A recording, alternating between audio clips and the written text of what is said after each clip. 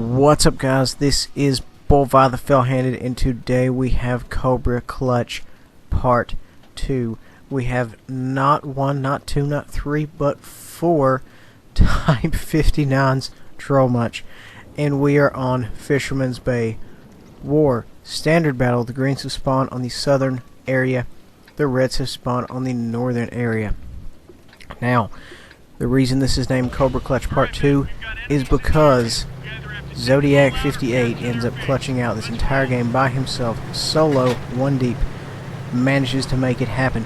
I have sped up the last 6 minutes of the game by 4 times 4 because for literally 6 minutes it's just cat and mouse until the boom boom boom he kills everybody. So the last little bit of the game has been sped up.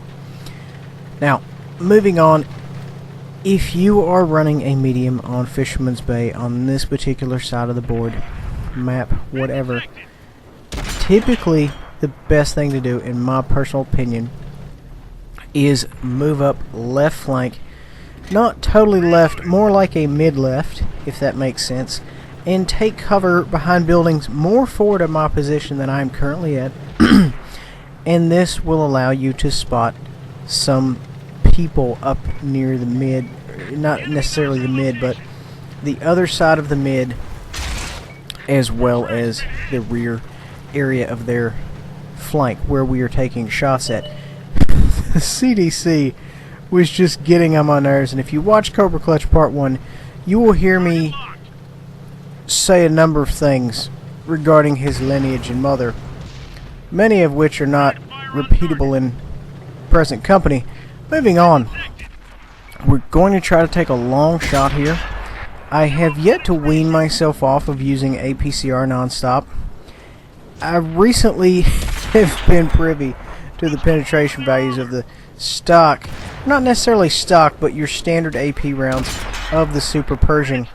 And although the Type 59 is a little lacking on standard AP penetration, at 181 effective millimeters of armor penetration, it, however, does beat out the Super Pershing in your standard AP.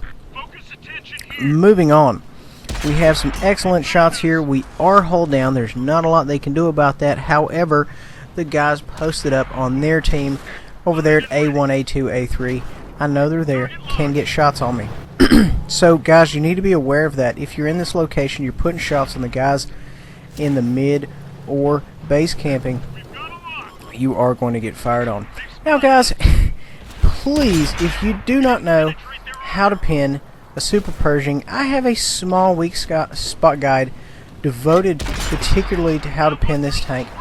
I recently cut a full version of how to defeat the Super Pershing, which I will release sometime as soon as I put the vocals and the text and the pictures in it.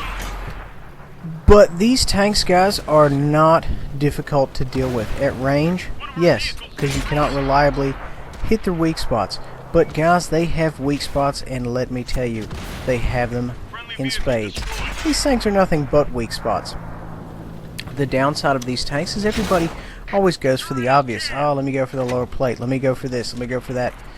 Very easy weak spots, guys. And if you can get the gun on them and get it scoped in all the way and not be, 250, 300 meters away, it's going to be an easy kill.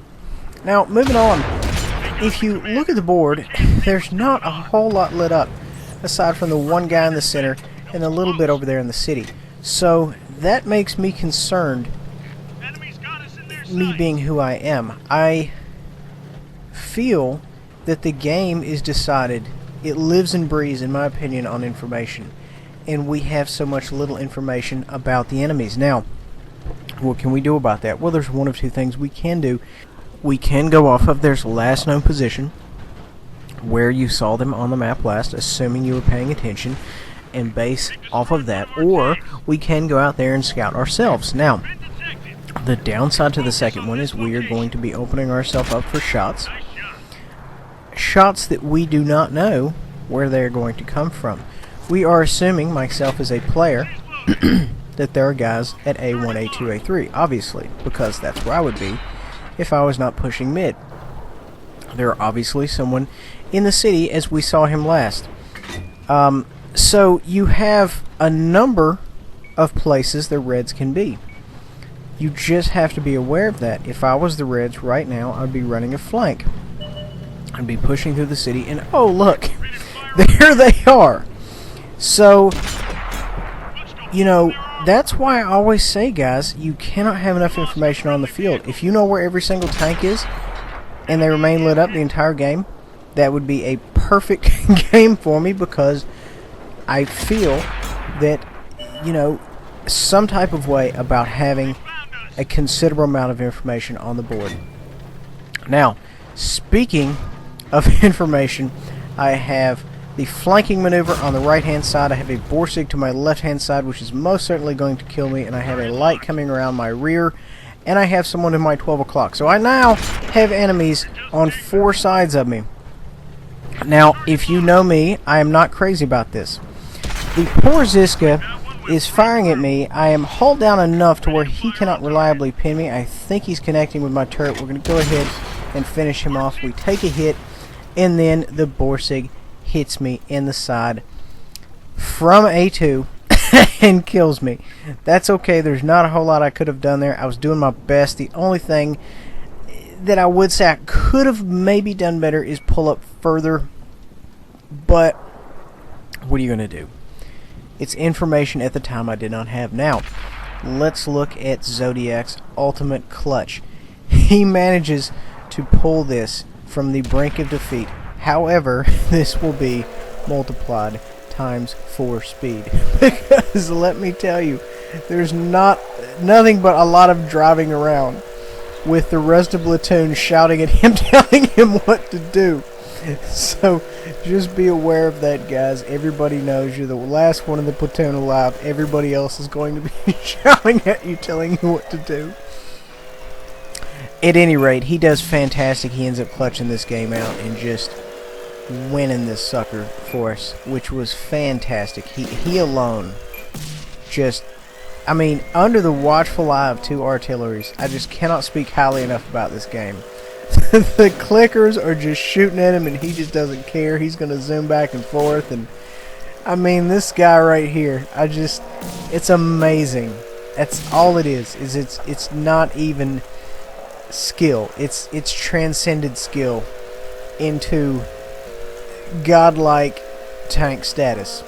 That's the only proper verbiage I can assign to this particular tank movement. Now, obviously, if the clickers were smart, they would stack on top of each other. They were not that smart.